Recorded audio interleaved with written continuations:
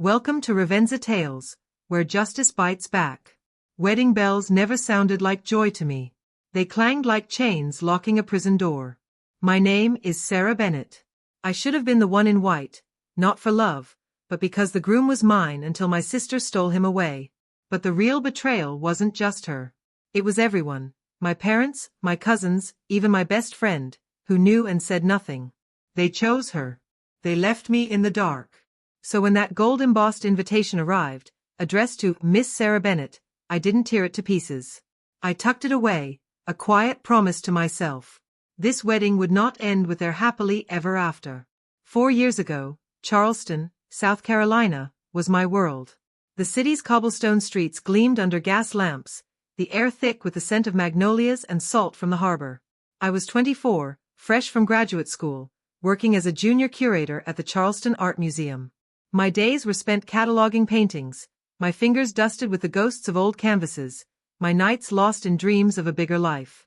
One humid Saturday, I stepped into the Gilded Bean, a coffee shop where the aroma of roasted beans mingled with the murmur of conversation. That's where I met him, James Parker. He sat in a corner, sketching blueprints, his dark hair falling into his eyes, his flannel shirt rolled up to reveal forearms tanned by the sun. When he looked up, his smile was like a spark, warm and deliberate, as if I was the only person in the room. We talked until my coffee grew cold, until the barista dimmed the lights. I was already falling. For 2 years, James was my anchor. We wandered Charleston's historic district at dusk, the sky bruised with purples, our footsteps echoing on ancient stones. We kissed under magnolia trees, their petals soft as secrets. We whispered plans, travel, a home, a life together, in the quiet of my small apartment. I thought I'd found forever. Then my sister, Claire, came back. Claire, 3 years older, was the family's golden star. In high school, she'd been a model, her face plastered on local ads. In college, she collected sorority pins and admirers. By 23, she'd been engaged, only to leave New York in a storm of scandal when her fiancé walked away. She returned to Charleston, moving into our parents' guest house on their sprawling estate, her presence as commanding as a queen's. The day she strolled into the Gilded Bean, where James and I were sharing a brunch of croissants and laughter, everything changed. Her heels clicked on the hardwood, her perfume sharp and expensive. Her eyes locked on James, a predator's gaze, and his flickered back, a moment so brief I almost missed it. But I didn't. It was the crack in my world. It wasn't instant. Claire's invasion was slow, deliberate, like a tide eroding ashore. She'd bump into us at James's architectural firm, carrying takeout bags with a smile too bright. She'd tag along to our movie nights, claiming loneliness, her laughter too loud, her hand lingering on his shoulder. Then came the texts, late-night messages I glimpsed on his phone. The calls he took in the hallway, his voice hushed. The excuses that didn't add up. One October night, James didn't show for our dinner date. I waited, the restaurant's candlelight flickering, the hum of chatter mocking my solitude. Hours later, driving home, I saw his car parked outside my parents' guest house.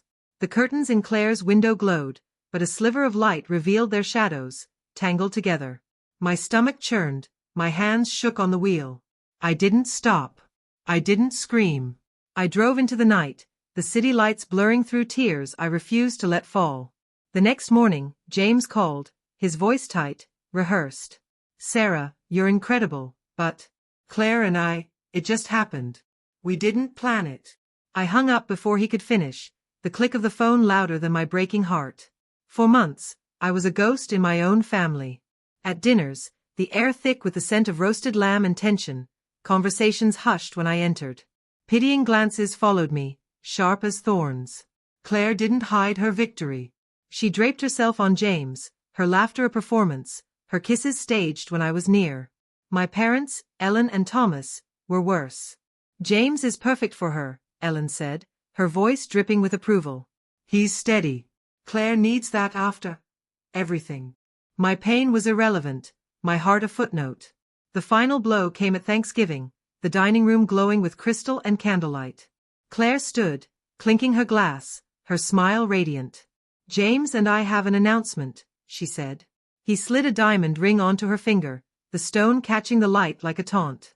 The room exploded in cheers. Ellen wept, Thomas clapped James on the back. I sat frozen, my fork heavy in my hand. Excusing myself, I stumbled to the bathroom, locked the door, and retched until my throat burned. That was a year ago. Now the wedding was set, Claire Bennett and James Parker, June 18th, at the Parker family estate on Sullivan's Island. A high society affair, destined for Charleston's glossy magazines, with fairy lights and ocean breezes. And me? Claire named me maid of honor.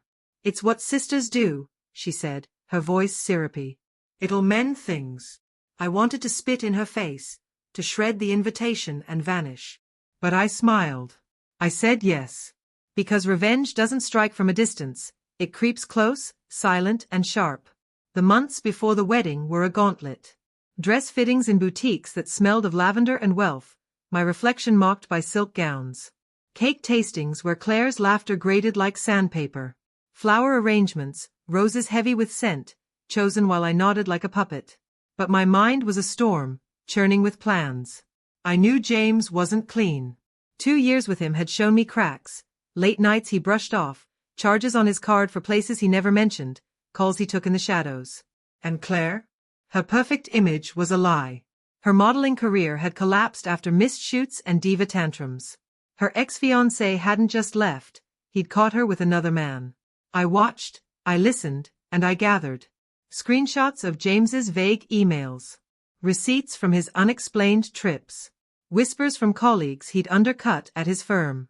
Then, 3 weeks before the wedding, a call came from an unexpected ally, Rachel, James's former assistant. Her voice was sharp, bitter as the wind off the Atlantic. You're the maid of honor, right? I confirmed, my pulse quickening. You need to know who you're standing beside, she said. James embezzled from the firm, tens of thousands, hidden in fake invoices. I kept proof, but when I reported him, they fired me, said I was the thief. Why tell me? I asked, my voice steady despite the fire in my chest. Because he destroyed me, she said. I want him to burn. That night, my inbox filled with her evidence.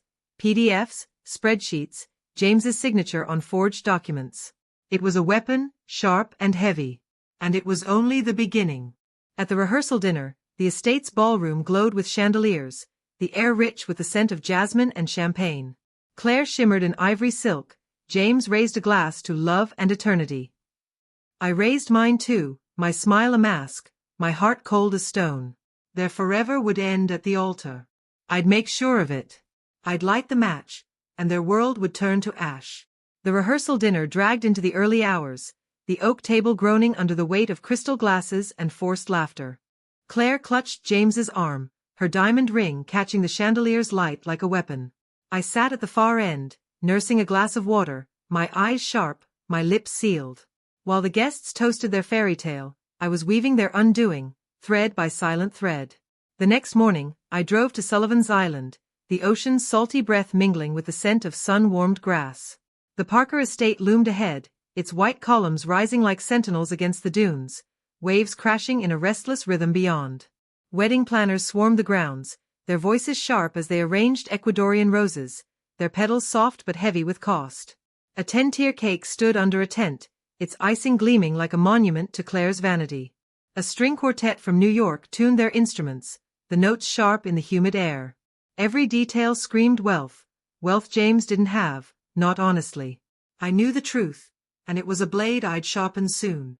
While the planners argued over table settings, I slipped upstairs, my footsteps muffled on the estate's polished floors. James's study waited on the second floor, a room of dark curtains and mahogany, the air thick with the scent of leather and secrets.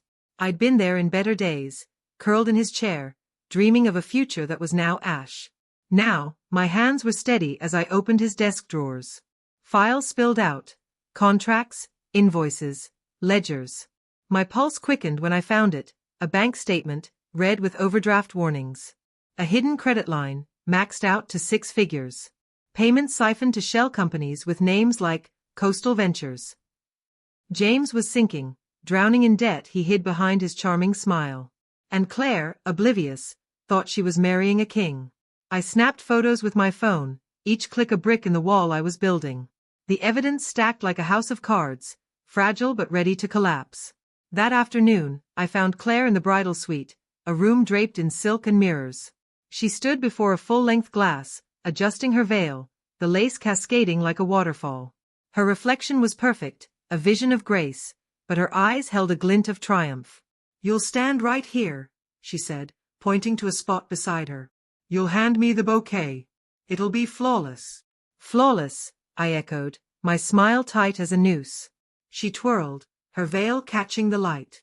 "I know this hurts, Sarah. But when you're up there, you'll feel it, pride." "Pride in me, your sister." My jaw clenched, my teeth grinding to keep the words inside. "Pride? No." I'd feel fire, burning cold and deliberate. That night, I met Rachel at a dive bar in downtown Charleston, the air heavy with cigarette smoke and the tang of cheap whiskey. She slid into the booth, her face shadowed, a manila folder clutched tight. "Here," she said, sliding it across the scarred table. "Everything you need to bury him." Inside were contracts with forged signatures, emails where James demanded Rachel falsify invoices for $40,000, bank records showing transfers to his hidden accounts. "This will destroy him," I whispered, my fingers tracing the papers. "That's the idea," Rachel said, her voice sharp as broken glass. "Make it public." "He buried me, Sarah. Don't let him do it to you." I nodded, my chest tight with a quiet inferno. "Public? It would be a spectacle." 2 days before the wedding, I found my mother, Ellen, in the estate's kitchen, surrounded by the chaos of caterers chopping herbs, the air rich with rosemary and butter. Her wineglass trembled in her hand, her face lined with exhaustion. "You okay, Mom?" I asked, my voice softer than I felt. She sighed, setting the glass down with a clink. "Claire's relentless, every petal, every napkin has to be perfect. But she's glowing, Sarah. That's what counts. Glowing." The word was a knife. "She stole my life," I said, the words slipping out, raw and unfiltered. Ellen's eyes met mine, and for a heartbeat, I thought she'd see me, really see me. Instead, she looked away. "You'll find someone new. James wasn't meant for you. Love picks its own path." Her words turned my heart to granite. Even now, she chose Claire. That moment cemented it. I wasn't just targeting James. I was dismantling them all. The night before the wedding, the estate buzzed like a hive. Claire practiced her vows under fairy lights, her voice lilting, rehearsed. James laughed with his groomsmen, their cigar smoke curling into the night air. Guests arrived in waves, their designer dresses and polished shoes glinting under the moon. I stayed in my room, the glow of my laptop casting shadows on the walls. I built my weapon, not a speech, but a guillotine. Slides organized like a story, James's forged invoices, his secret debts, his lies laid bare. And Claire, she wasn't spared. I had her old texts, sent to her ex while she played loyal fiancé. Screenshots from agents who'd blacklisted her for tantrums. Photos from nights she claimed to be studying, but spent in dive bars with men whose names she didn't know. Each piece was a thread in a tapestry of betrayal, woven to unravel their perfect day. At midnight, a knock broke the silence. James stood in my doorway, his tie undone, his eyes heavy with whiskey and something else, regret, maybe. "We need to talk," he said, his voice low. "About what?" I asked, my throat tight. "The past. Us." I nearly laughed, the sound bitter in my chest. "There is no us." He stepped closer, the scent of his cologne sharp and familiar. "I messed up, Sarah. I loved you, part of me still does." My skin prickled, a mix of disgust and rage. He thought he could charm me, like he always had. "Why Claire?" I asked, my voice steady, my eyes boring into his. He hesitated, his jaw tight. "She's simpler. She doesn't question me. You saw too much. You always did." His words were a confession, not of love, but of cowardice. He'd chosen her because she was blind to his cracks. It made my plan taste sweeter, like venom on my tongue. "Go to bed, James," I said, slamming the door. The wedding morning broke in a blaze of gold and pink, the sky reflecting off the ocean like a mirror. Guests flooded the estate, their laughter mingling with the clink of champagne flutes. Cameras flashed, capturing the rose's heavy scent, the violin's mournful notes. Claire floated through it all, her gown a cascade of silk and lace, her smile smug as a crown. James stood tall in his tux, his grin effortless, practiced. I played my part, maid of honor, bouquet in hand, my smile a perfect mask. But in my pocket, my phone burned with truth. The ceremony began, the air thick with anticipation. Music swelled, a harp's notes rising like a tide. Claire glided down the aisle, her veil trailing like a ghost. James waited at the altar, his eyes glinting with confidence. The minister's voice droned, vows were spoken, rings exchanged. Then, as the crowd held its breath, I stepped forward. Before we proceed, I said, my voice slicing through the silence like a blade, there's something everyone needs to see. Heads turned, gasps rippled, Claire's bouquet trembled in her grip. I raised my phone, its screen mirrored to the massive projector behind the altar. With a single tap, their world began to fracture. The ballroom froze, a hush falling like a curtain. Every eye locked on the projector screen as my first slide ignited the silence. A bank statement, James's overdraft notices blazing in crimson. Murmurs slithered through the crowd, sharp and uneasy. Claire's face drained of color, her makeup a stark mask. "Sarah, what are you doing?" she hissed, her voice trembling. James's jaw tightened, his eyes darting to me. "Stop this now," he growled. But I didn't stop. I couldn't. The next slide flashed, forged contracts, numbers twisted like lies, James's signature scrawled across documents that reeked of deceit. Gasps erupted, a wave of shock rolling through the guests. A groomsman muttered, "Holy hell."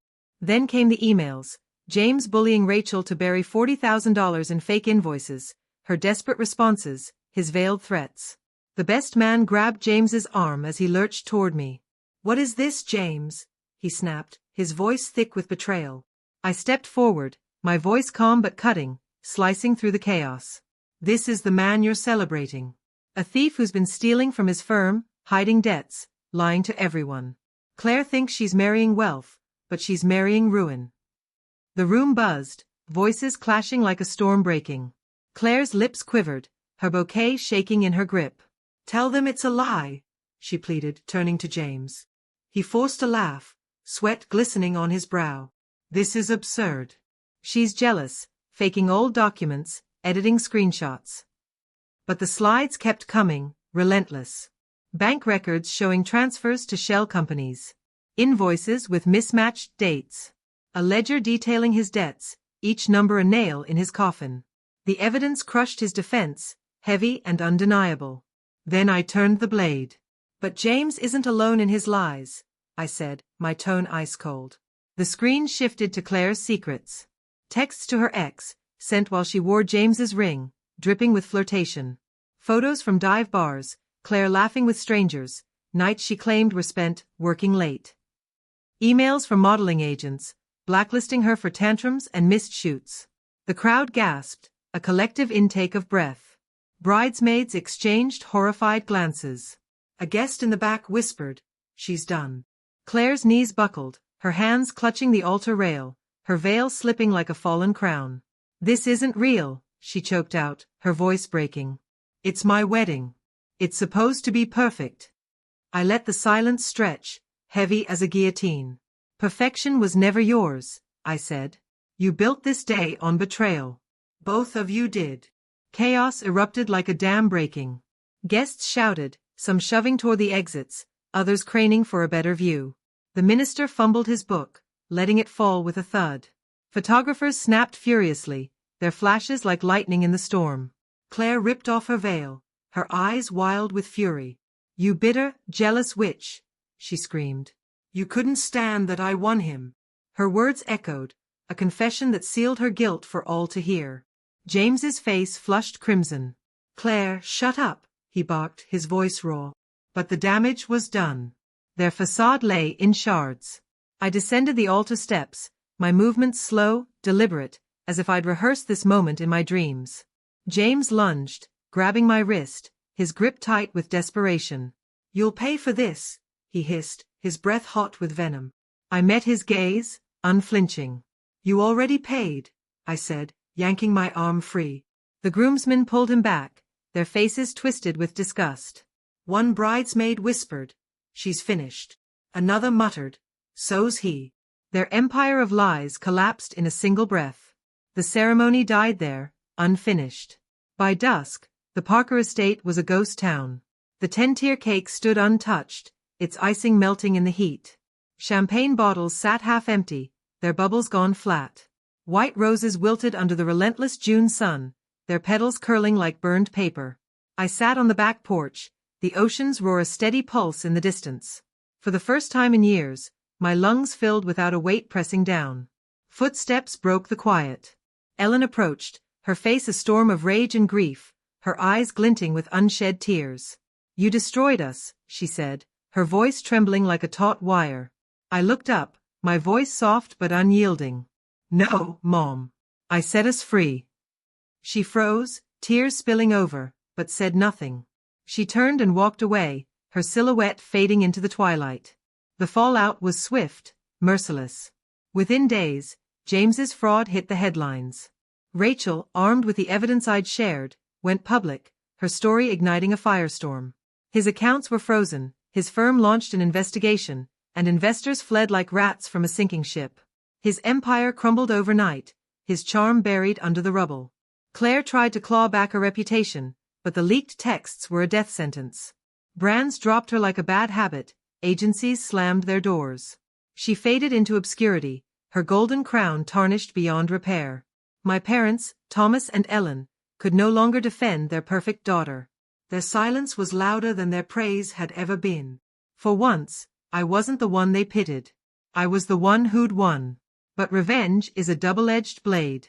Late at night, in my Charleston apartment, I'd replay the wedding's chaos, the gasps, Claire's broken sobs, James's desperate glare. Part of me savored it, a dark thrill that warmed my bones. Another part whispered, heavy with doubt, had I gone too far? Then I'd hear James's voice at my door, "She's easier." I'd hear Ellen's sigh, "Love picks its own path." And I'd know, it wasn't too far. It was exactly right. Months later, I saw Rachel at the Gilded Bean, her smile bright, her life rebuilt from the ashes James left behind. "You did it," she said, her coffee steaming between us. "You burned their world down." I nodded, staring into my latte. "Not for you. Not for justice." She leaned forward, curious. "Then why?" I looked out the window, at the Charleston streets alive with strangers, free and unburdened. "Because sometimes," I said, "the only way to breathe again is to make them bleed first." In that moment, peace settled over me, quiet but deep. The story was mine, and it was over. But the scars? They'd whisper forever.